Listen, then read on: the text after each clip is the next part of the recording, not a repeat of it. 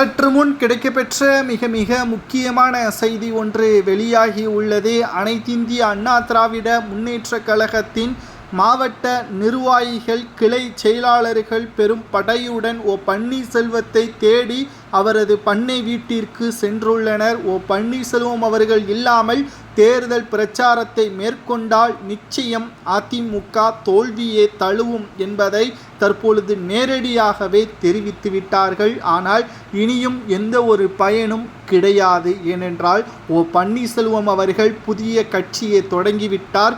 தேர்தல் நேரத்தில் பன்னீர்செல்வம் அவர்கள் தனது கட்சியில்தான் அவர் போட்டியிடுவார். தற்பொழுது நிர்வாகிகள் பன்னீர்செல்வத்திற்கு ஆதரவுகள் தெரிவிப்பதோடு அவர்கள் புதிய கட்சியான எம்ஜிஆர் முன்னேற்ற கழகத்தில் இணைவதற்கான சாத்தியக்கூறுகள் அதிக அளவில் இருப்பதை நம்மால் பார்க்க முடிகிறது. அனைத்திந்திய அண்ணா திராவிட முன்னேற்ற கழகம் தற்பொழுது பன்னீர்செல்வம் அவர்களுக்கு மிகப்பெரிய துரோகத்தை எடப்பாடி செய்துவிட்டார். இதனால் திராவிட முன்னேற்ற கழகம் இரண்டாவது முறை ஆட்சி அமைக்கக்கூடிய சூழலும் இருக்கிறது. இதிலிருந்து அதிமுக தப்பிக்க வேண்டும் என்றால் பன்னீர்செல்வம் அவர்களது உதவி தேவை.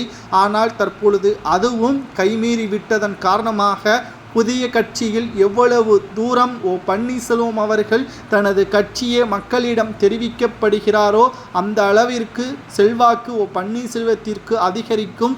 தமிழக வெற்றி கழகத்தின் தலைவர் விஜய் அவர்களுடனும் பேச்சுவார்த்தை நடத்தி வருகிறார். நிச்சயம் இந்த பேச்சுவார்த்தை பன்னீர்செல்வம் அவர்களுக்கு வெற்றி வாய்ப்பை கிட்டினால் 60 தொகுதிகள் வரை பன்னீர்செல்வமும் அவரது ஆதரவாளர்களும் போட்டியிடுவதற்கு வாய்ப்புகள் இருக்கிறது. இதனால் பன்னீர்செல்வம் அவர்களுக்கு அமைச்சர் பதவி கூட கிடைக்கலாம். ஏனென்றால் 2026 சட்டமன்ற தேர்தல் என்பது 4 முனை போட்டி. இதில் என்ன வேண்டுமானாலும் நடக்கலாம். மக்கள் மற்றும் இளைஞர்கள் அதிக அளவில் இந்த முறை ஓட்டுக்களை செலுத்துவார்கள் என்பதில் துளி அளவு கூட மாற்று கருத்து கிடையாது. இதனால் எடப்பாடி பழனிசாமி அவர்கள் தலையில்தான் மிகப்பெரிய ஒரு இடிவிழக்கூடிய அளவில் சிக்கல் அமைந்திருப்பதை நம்மால் பார்க்க முடிகிறது.